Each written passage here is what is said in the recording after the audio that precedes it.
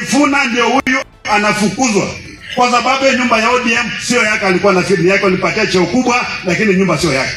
Sisi hivi karibuni tunakuja na nyumba yetu na watu wetu, kisema kainga na angataa we. Ingia kwenye hiyo nyumba muone mabadiliko vile yanakuja.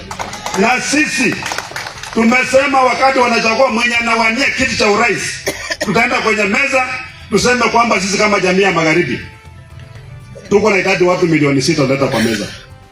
Wewe Kalonzo unaleta ngapi? Matiang'i unaleta ngapi? Nini unaleta ngapi? Tumatane na hiyo. Twende kwa madigiri. Wewe uko na degree?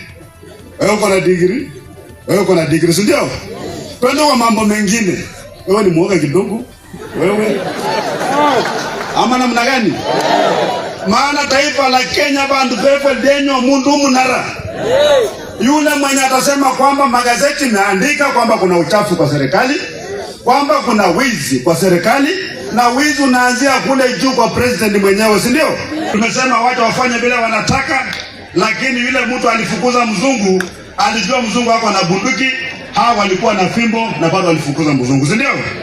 Hata pia sisi, hata kama ako na jeshi, ako na polisi, ako na IBC, ako na nini, tumesema Ruto hata kupata 20% itakuwa ngumu kweli kweli. Maana hata watu yake wenyewe wanaumia na wanatuambia kwamba wanaumia, tuongee kwa niaba yao. Sasa nani atampigia kura?